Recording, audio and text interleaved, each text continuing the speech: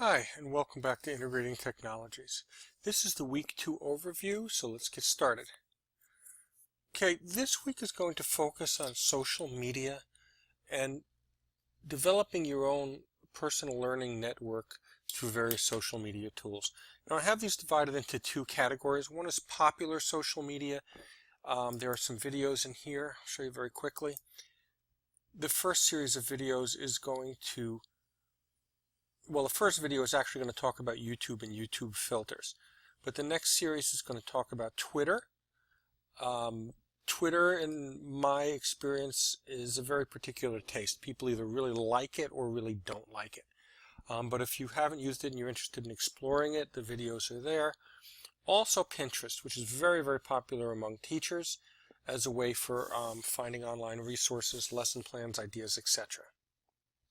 So this is a series of Pinterest videos. And those are the mainstream social media platforms that are used for other things beyond education, etc.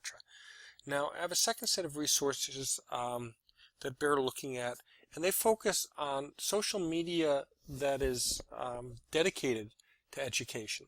So the first is something called EdShelf, and this is kind of a hybrid. It's curated by an individual, but takes ideas, reviews, input, etc. from the community as they submit it. What EdShelf really is it's a place where they review apps, extensions, websites that are particularly useful for education. So I would recommend taking a look at it. Even if you want to double speed the video and go through it quickly, I think it's worthwhile to take a look at.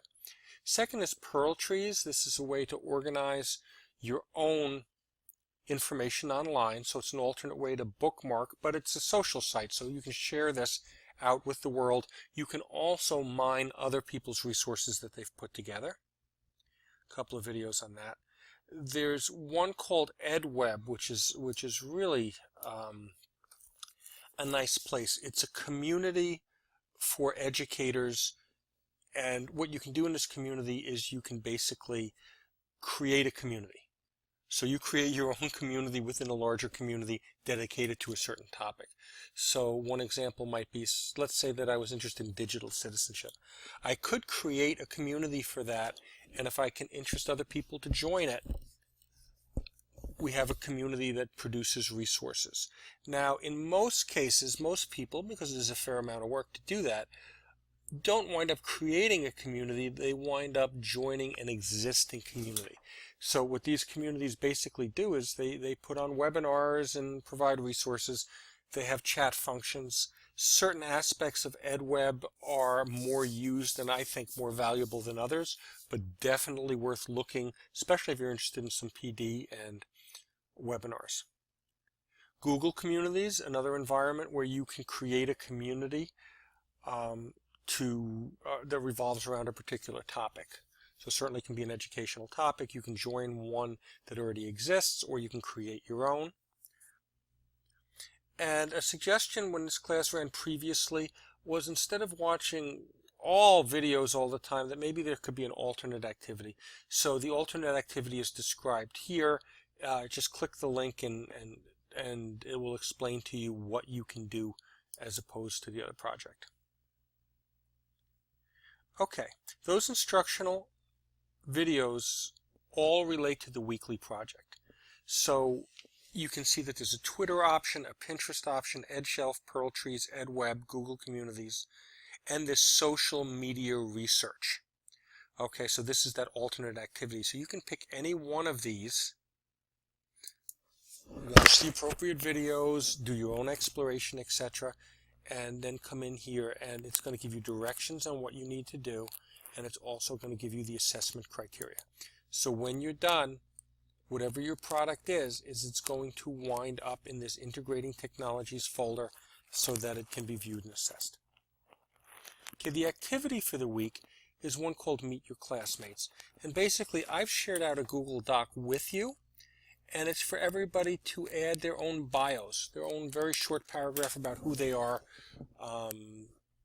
Let me open it up for you so you can take a look. First of all, it's going to be in your Google Drive. So I'll just go directly into my drive and get it. You're going to have to get it from the Shared With Me section over here.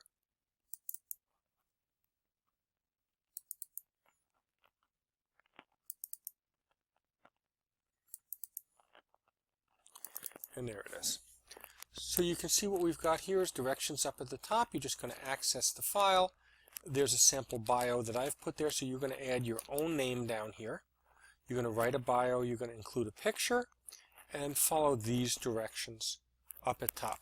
Now, one thing, and I noted up here, but I'll call your attention to it, is if your bio breaks over 2 pages, like, don't worry about it too much. Because the problem is even if you fix it, the next person comes in and adds their own content and disorganizes it again, basically. So whenever you're working in a shared environment like this, the best thing to do is to let everybody get their content up.